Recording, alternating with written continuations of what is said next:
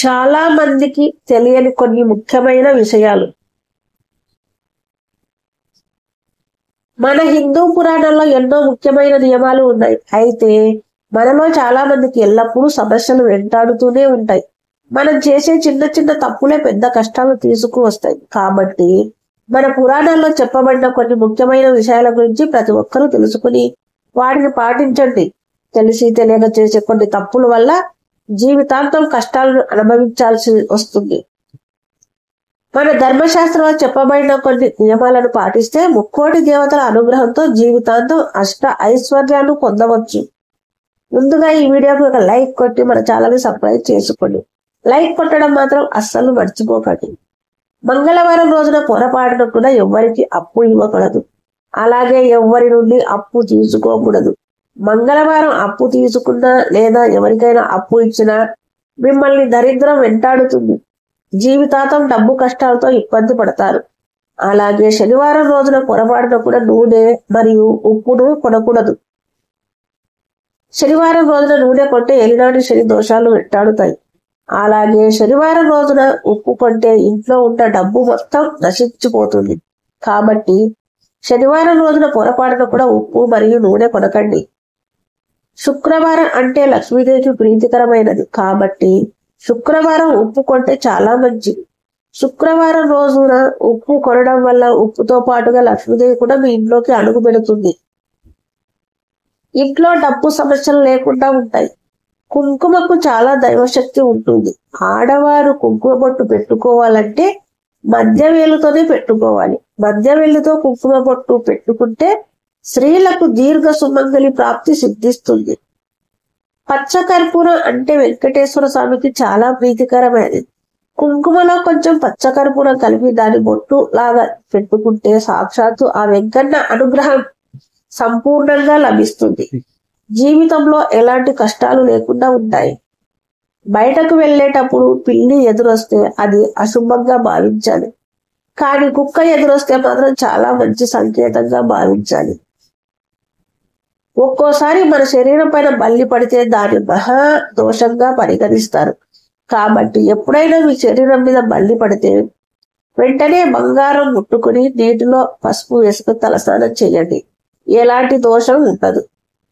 తులసి మొక్క చాలా శక్తివంతమైనది. తులసి మొక్కలో ఎన్నో దైవశక్తులు ఉంటాయి. కాబట్టి ఇంటి ముందు తులసి మొక్కను పెంచుకుంటే మీ కుటుంబంలో ఎలాంటి కష్టాలు లేకుండా మీ ఇంటిపై ఎల్లవేళలా లక్ష్మీదేవి ఆశీర్వాదం ఉంటుంది.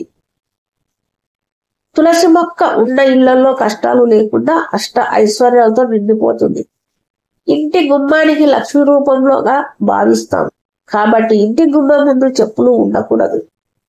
గుమ్మం ముందు చెప్పులు ఉంటే మీ ఇంట్లో ఉన్న డబ్బు ఖాళీ అయిపోతుంది. అలాగే మసి బట్టలను ఉతికిన తర్వాత వాటిని ఇంటి ముందు ఆరేయకండి. ఇంటి గుమ్మం ముందు మసిగుడ్డలు ఉంటే దరిద్ర దేవత ఇంట్లోకి అడుగు పెడుతుంది. సాయంత్రం 6 దాటిన తర్వాత కొన్ని ఇంటిని శుభ్రం చేయకూడదు. సాయంత్రం సమయంలో ఇంటిని శుభ్రం చేస్తే మీ ఇంట్లో ఉన్న డబ్బు మొత్తం ఖాళీ అయిపోతుంది. ఆదివారం రోజున తులసి మొక్కను ముట్టుకోకూడదు. ఆదివారం తులసిమాత ఉపవాసం ఉంటుంది. కాబట్టి ఆదివారం రోజున తులసిని పూజించకూడదు. అలాగే తులసి ఆకులను కోయకూడదు.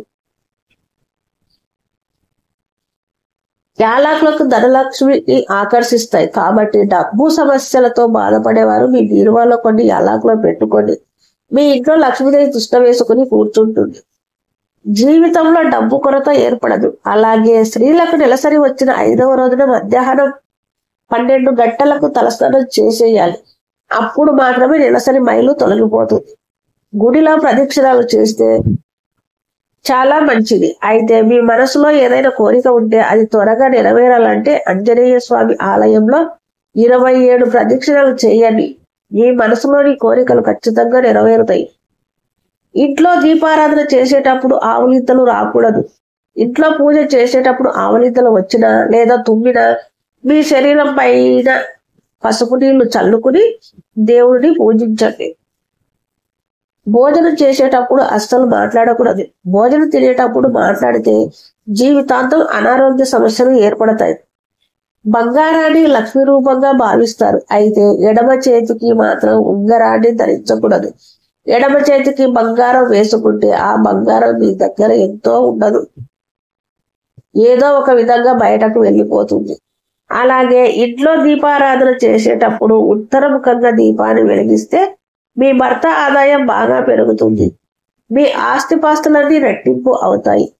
అలాగే తూర్పు ముఖంగా దీపం వెలిగిస్తే ఆయుష్ పెరుగుతుంది. దక్షిణ ముఖంగా మాత్రం దీపం వెలిగించకూడదు. స్త్రీలు వేసుకునే మంగళసూత్రానికి పార్వతీ పరమేశ్వరుల దైవశక్తి ఉంటుంది కాబట్టి వేద మంత్రాలతో కట్టిన మంగళసూత్రానికి పొరపాటున కూడా పిండీసులు పెట్టుకూడదు.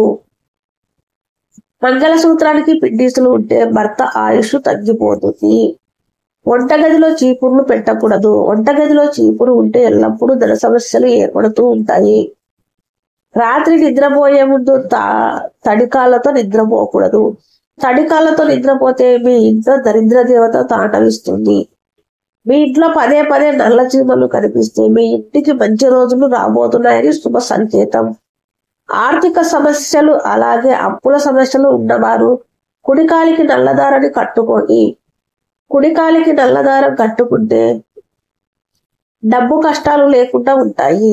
అలాగే నరదిష్టి సమస్యలు ఉండవు. శివాలయం లేని ఊరిలో అస్సలు భోజనం చేయకూడదు. ఎవరికైతే ముక్కు మీద పుట్టుమచ్చ ఉంటుందో అలాంటి వారు చాలా అదృష్టవంతులు. కుటుంబ సభ్యులతో శుభకార్యానికి వెళ్ళేటప్పుడు ఆడవారు ముందుండాలి. అలాగే శుభకార్యాలకు వెళ్ళేటప్పుడు పురుషులు ముందుండాలి.